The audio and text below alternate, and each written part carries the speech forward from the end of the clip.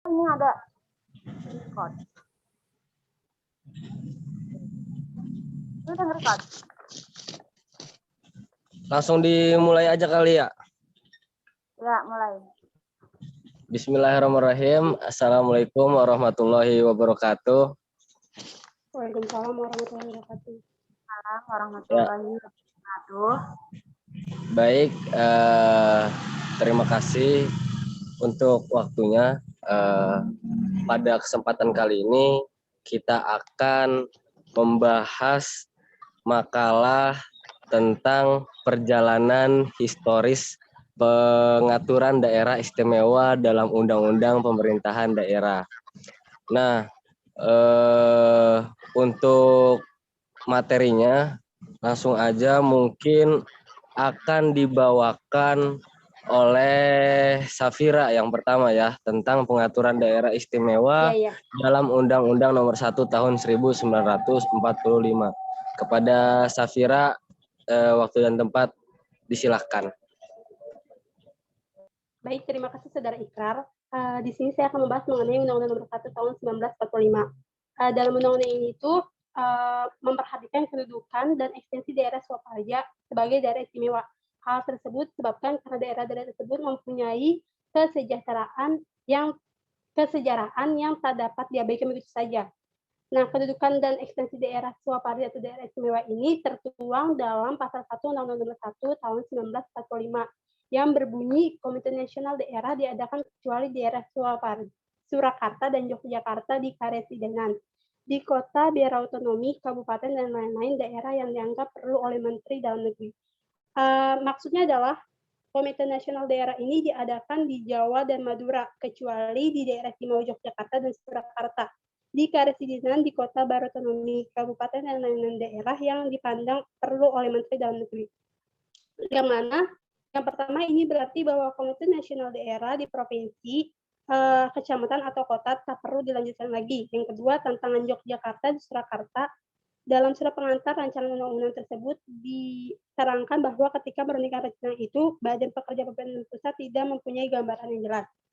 Berkenaan dengan dikecualikannya pembentukan Komite Nasional Daerah di daerah Surakarta dan Yogyakarta, terdapat beberapa alasan yang sangat fundamental. Yang itu bahwa daerah Surakarta dan Yogyakarta ini pada zaman Hindia Belanda merupakan daerah istimewa yang diakui oleh pemerintah Hindia Belanda sebagai sebuah negara yang mempunyai kedaulatan sendiri. Meskipun dengan adanya kontrak politik yang ditandatangani dengan pemerintah Hindia Belanda, kedua kerajaan tersebut termasuk di daerah kerajaan Belanda dan mempunyai pengaruh besar. Nah, dapat disimpulkan bahwa undang-undang ini tuh ada 4 poinnya. Yang pertama, bahwa Yogyakarta dan Surakarta dianggap sebagai daerah istimewa. Yang kedua, berbeda dengan presiden lain di daerah istimewa Yogyakarta dan Surakarta ini tidak dibentuk Komite Nasional Daerah.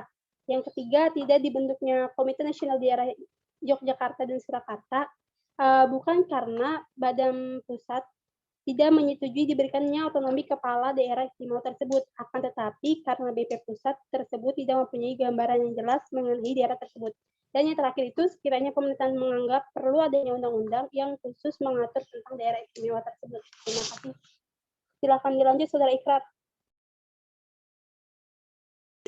Baik, terima kasih Saudara Safira yang telah memaparkan materi tentang pengaturan daerah istimewa dalam Undang-Undang Nomor 1 Tahun 1945. Baik, selanjutnya yaitu pemaparan atau penjelasan tentang Undang-Undang Nomor 22 Tahun 1948 yang akan coba disampaikan oleh Saudara Wildan. Kepadanya dipersilakan.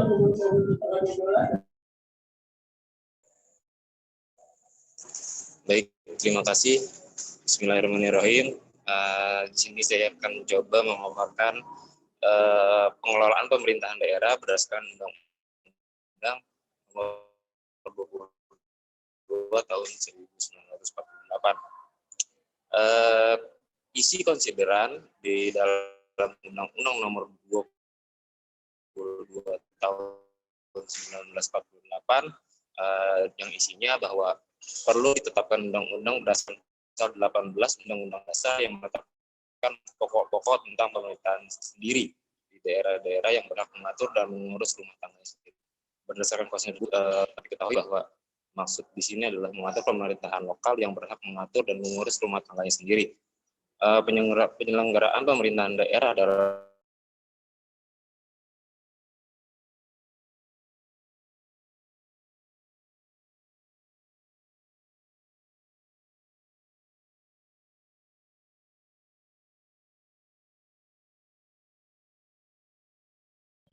Sepertinya Saudara Wildan ada kendala ya?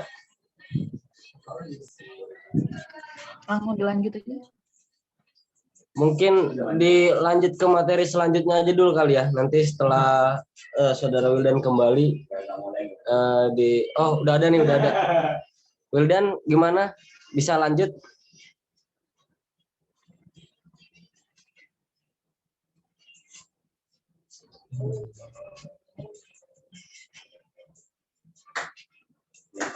Wildan. Dipatahin.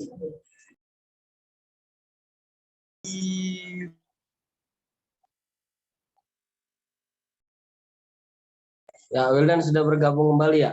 Silakan dilanjut pemaparannya, Saudara Wildan.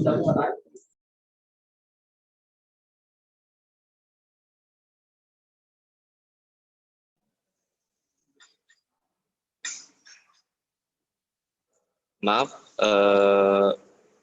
tadi terputus, mungkin akan saya lanjutkan lagi.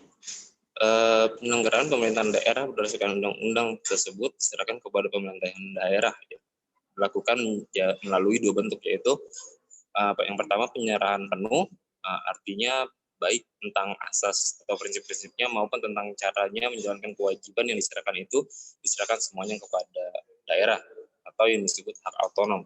Yang kedua ada penyerahan tidak penuh, artinya penyerahan hanya mengenai caranya untuk menjalankan saja, sedangkan prinsip-prinsip ditetapkan oleh pemerintah pusat itu sendiri. Penyelenggaraan pemerintahan daerah berdasarkan asas desentralisasi dalam undang-undang ini adalah bahwa kewenangan daerah itu tetap merupakan suatu urusan yang telah diserahkan oleh pemerintah pusat. Undang-undang ini berfokus pada pengaturan tentang susunan pemerintah daerah yang demokratis, pemberian otonom kepada daerah berdasarkan undang-undang tentang pembentukan daerah, telah diperinci lebih lanjut pengaturannya melalui peraturan pemerintah tentang penyelenggaraan sebagai urusan pemerintahan tertentu kepada daerah. Lalu masuk pembahasan penyelenggaraan pemerintahan daerah berdasarkan Undang-Undang Nomor 1 Tahun 1957. Mungkin bisa di next slide-nya.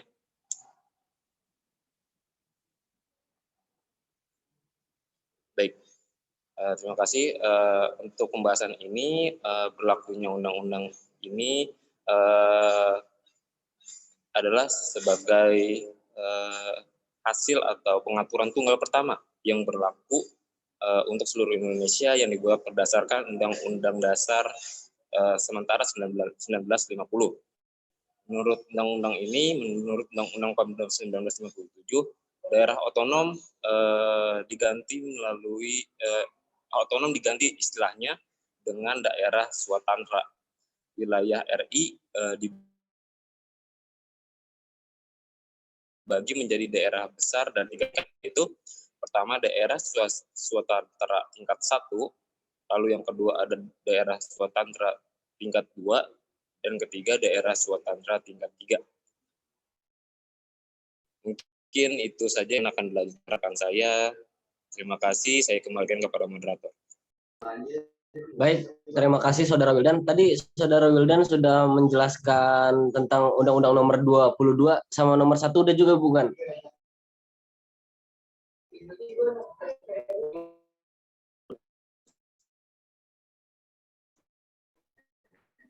Ya, Presiden Nomor 6 Tahun 1959. Sekalian juga nanti langsung habis itu Undang-Undang Nomor 18 Tahun 1965 yang akan dibawakan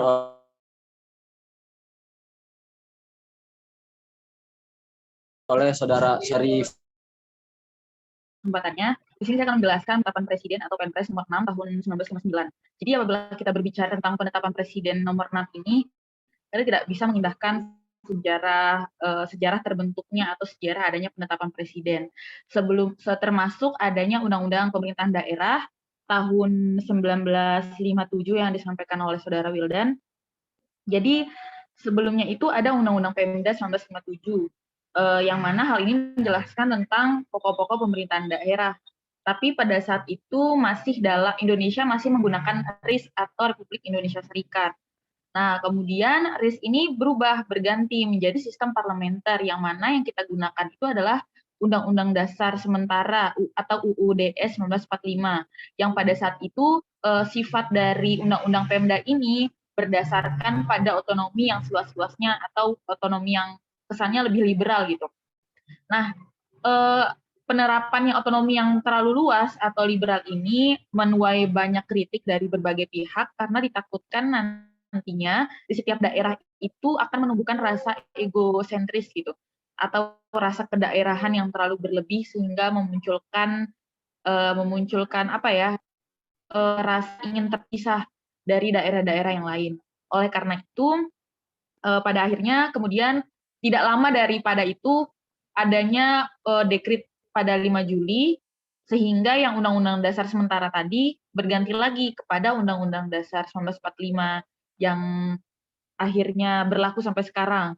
Nah, berlakunya UUDS ke UUD 1945 membuat Undang-Undang Pemda 1957 tadi tidak berlaku lagi, sehingga muncullah Penpres atau Penetapan Presiden nomor 6 tahun 1959.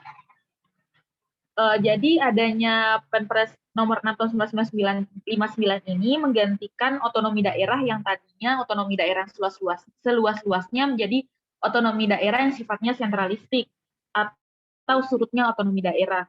Nah, Penpres ini mengakibatkan kekuatan yang dimiliki DPRD itu surut, tetapi kekuatan yang dimiliki kepala daerah itu naik gitu, di daerah maupun di pusat. Nah, pada akhirnya tidak lama Penpres nomor 6 ini akhirnya digantikan menjadi Undang-Undang nomor 18 tahun 1965. Nah, dari Penpres nomor 6 kemudian ke Undang-Undang nomor 18 tahun 1965 masih ada sedikit akibat dari penerapan Penpres ini yang terbawa sampai kepada Undang-Undang nomor 18 tahun 1965. Tapi di sini otonomi otonomi yang dianut oleh UU Pemda 1965 ini masih menggunakan otonomi yang real dan juga seluas-luasnya. Tapi memang ada beberapa catatan sehingga tidak sama dengan UU Pemda sebelumnya. Catatannya di sini adalah penyelenggaraan pemerintahan daerah didasarkan pada asas desentralisasi dengan dekonsentrasi sebagai komplemen yang vital. Tapi dalam praktiknya, dekonsentrasi ini bukan pelengkap, melainkan menjadi pilar dari penyelenggaraan pemerintahan daerah. Nah, selain itu, pada penyelenggaraan Undang-Undang nomor 18 tahun 1965 ini dinilai tidak bisa menjalankan amanat Undang-Undang Dasar 1945 pada pasal 18 naik pemerintahan daerah itu dengan baik. Oleh karena itu, undang-undang ini akhirnya diganti. Jadi tidak lama kemudian diganti kembali. Mungkin itu saja yang bisa saya sampaikan. Selanjutnya saya serahkan kembali kepada moderator. Baik, terima kasih Saudari Valia atas penjelasannya. Kemudian di sini ada materi tentang Undang-Undang Nomor 5 Tahun 1974 yang akan dibawakan oleh Widya sekaligus juga dengan materi Undang-Undang Nomor 22 Tahun 1999. Ya, kepada Saudara Widya silahkan. Baik, terima kasih Saudara Ikrar telah memberikan saya kesempatan untuk mempresentasikan sejarah penetapan Undang-Undang 5 tahun 1974 tentang daerah. Undang-undang ini dibentuk karena ingin merevisi undang-undang terdahulu. Undang-undang ini merupakan koreksi dari penyesuaian baru dari Undang-Undang Nomor 18 tahun 1965 sesuai dengan pergantian dari Orde Lama ke Orde Baru. Undang-undang ini lahir karena adanya pengarahan politik mengenai pemerintah daerah dalam GBHN. Undang-undang ini lahir sebagai pelaksanaan TAP MPR nomor 4 tahun 1973 dan juga di bawah rangka Undang-Undang Dasar 1945. Undang-undang ini mulai berlaku tanggal 23 Juli 1974 hingga 6 Mei 1999. Undang-Undang Nomor 5 tahun 1974 dinilai sangat bernuansa, sentralistis, dan kurang memperhatikan kedudukan DPR sebagai badan legislatif yang berdiri sendiri. Adapun latar belakang mengapa Undang-Undang tahun 1974 dibentuk, yaitu yang pertama, sedang giatnya sosialisasi pembangunan ekonomi dan menomorduakan pembangunan politik Orde Baru dengan trilogi pembangunan pada waktu itu hendak menciptakan stabilitas nasional yang mantap. Yang kedua itu diperlukan pemerintahan yang stabil dari pusat sampai ke daerah. Dan yang ketiga, dibuatlah berbagai undang-undang yang sentralis, mengurangi kegiatan partai politik dan memandulkan peran DPR dan juga peran DPRD. Bahkan di daerah kedudukan kepala desa sengaja dibentuk dengan istilah penguasa tunggal dan menomorduakan DPRD. Yang keempat, adanya memaksakan fungsi partai-partai dari 9 partai menjadi 2 partai di samping dominasi Golkar.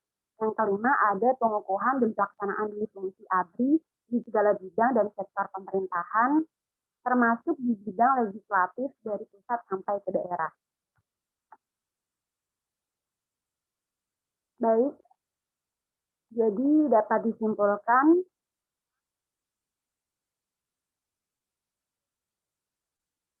sebentar, moderator, saya mengalami kendala teknis.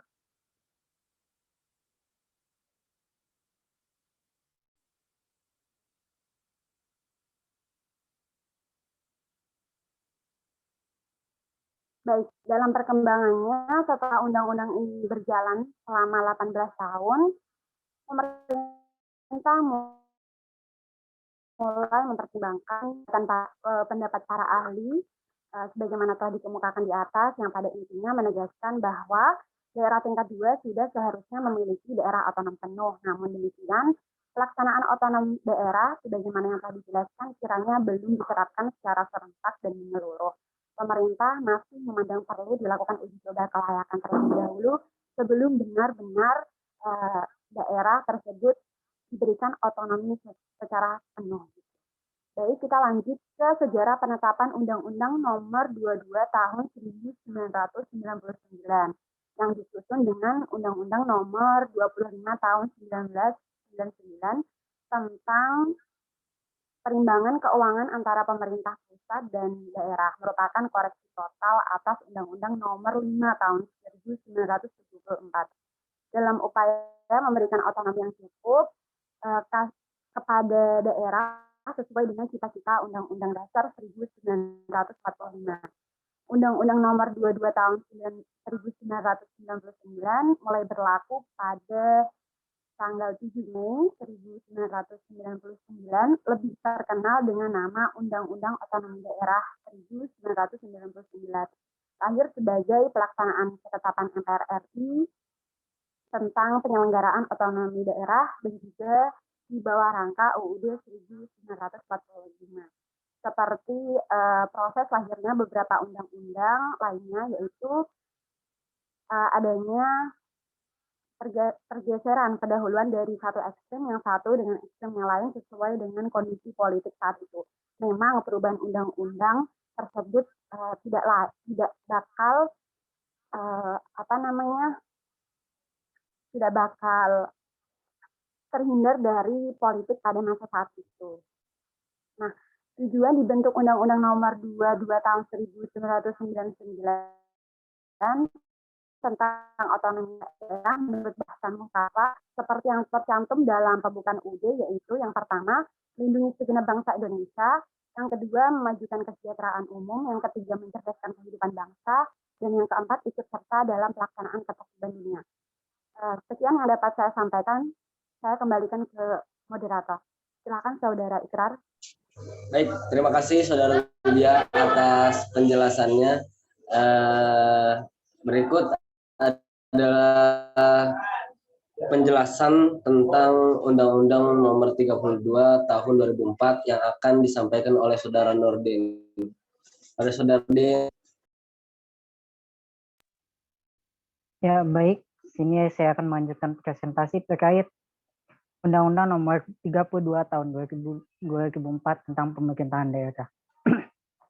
Undang-Undang Nomor 32 Tahun 2004 tentang Pemerintahan Daerah ini adalah sebuah undang-undang perbaikan atau undang-undang yang merevisi dari Undang-Undang Nomor 22 Tahun 1999 tentang Pemerintahan Daerah. Salah satu identitas yang paling mencirikan dari Undang-Undang Nomor 32 Tahun 2004 ini adalah setelah ditetapkan Undang-Undang Nomor 32 Tahun 2004 tentang Pemerintahan Daerah, maka di situ dicantumkan bahwasanya tentang pelaksanaan pemilihan kepala daerah secara langsung, yang mana pelaksanaan pemilihan kepala daerah secara langsung berdasarkan Undang-Undang Nomor 32 Tahun 2004 pertama kali dilaksanakan di daerah Sumatera Utara pada tahun 2005. Salah satu dasar untuk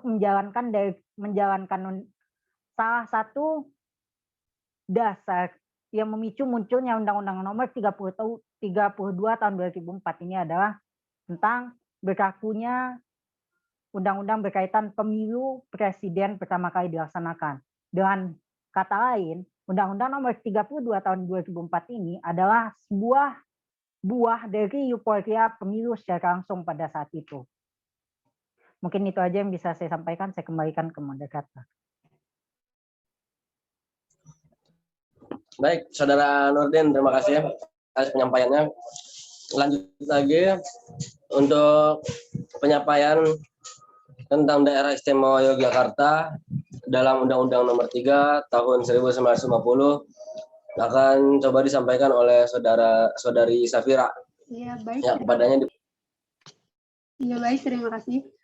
Dalam Undang-Undang Nomor 3 Tahun 1950 ini tentang pembentukan Daerah Istimewa Yogyakarta ditetapkan 13 urusan yang menjadi kewenangan Provinsi Yogyakarta. Artinya sama dengan urusan yang diserahkan kepada provinsi lain. Bedanya urusan-urusan rumah tangga dan kewajiban-kewajiban lain telah dikerjakan oleh pemerintah Yogyakarta sebelum pembentukan Undang-Undang Nomor 3 Tahun 1950 tetap dilanjutkan sampai kelak ditentukan lain oleh undang-undang yang baru. Undang-undang itu mengatur urusan Daerah Istimewa Yogyakarta dan bukan kewenangannya. Sehingga Undang-Undang Nomor 3 Tahun 1950 memungkinkan bagi pemerintah provinsi Daerah Istimewa Yogyakarta untuk mengeksplor berbagai alternatif yang bisa mereka gunakan untuk meningkatkan penghasilan daerah. Urusan yang wajib dilakukan oleh pemerintahan Daerah Istimewa Yogyakarta tertuang dalam pasal 4 ayat 1 yang meliputi satu, urusan umum, yang kedua, urusan pemerintahan umum, yang ketiga, urusan agraria, yang keempat, urusan pengairan, jalan-jalan dan gedung umum, yang kelima, urusan pertanian dan perikanan, yang keenam, urusan kehewanan, yang ketujuh, urusan kerajinan, perdagangan dalam negeri, dan perindustrian, serta koperasi. Yang kedelapan, urusan perburuhan dan sosial. Yang kesembilan, urusan pengumpulan bahan makanan dan pembagiannya. Yang ke-10 urusan penerangan, yang ke-11 urusan pendidikan, pengajaran, serta kebudayaan, yang ke-12 urusan kesehatan, dan terakhir itu urusan perusahaan. Terima kasih. Mungkin itu saja yang dapat saya sampaikan. Baik, terima kasih Saudari Safira. Selanjutnya ada pemaparan materi terakhir dari Saudara Nurdin tentang pengaturan daerah istimewa dalam Undang-Undang Nomor 13 Tahun 2012. Ya, baik. Sini saya melanjutkan penjelasan terkait Undang-Undang Nomor 13 Tahun 2012 tentang Daerah Istimewa Yogyakarta.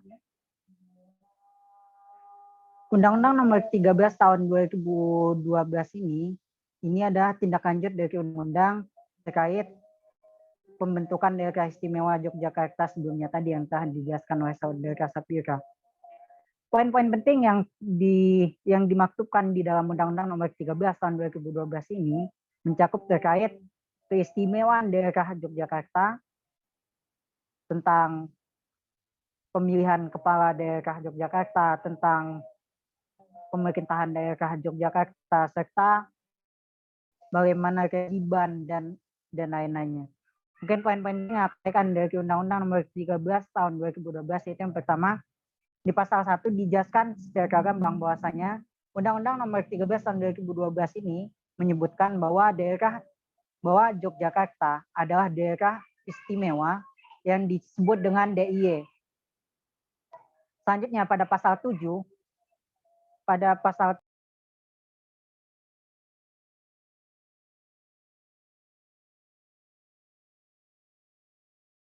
Nurdin, suaranya kemut. Nurdin, maaf.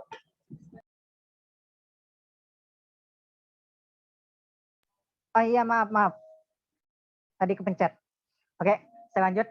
Di dalam pasal 7 dijelaskan bahwasanya keistimewaan dari Yogyakarta itu yang pertama adalah dalam penetapan kepala daerah. Dijelaskan bahwasanya yang pertama adalah dalam penetapan kepala daerah serta wakil kepala daerahnya. Kedua, keistimewaan dalam hal kebudayaan, keistimewaan dalam pertanahan dan tata ruang. Itu di dalam pasal 7 dijelaskan. Selanjutnya, tindak lanjut penjelasan secara rinci tentang pemerintahan daerah yang itu terkait gubernur.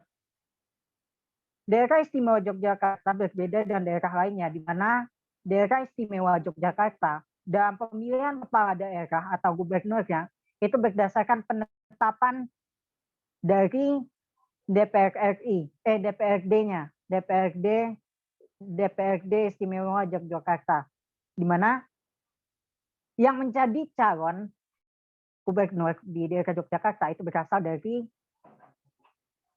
keturunan atau kesultanan langsung. Sedangkan yang menjadi wakilnya itu diangkat dari Adipati Dalem Mangkualam ya.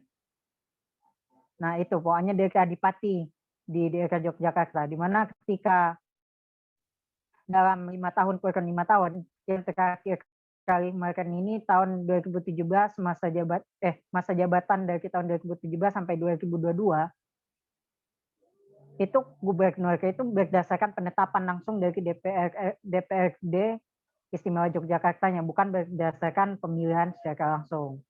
Nah, itu keistimewaan pertamanya.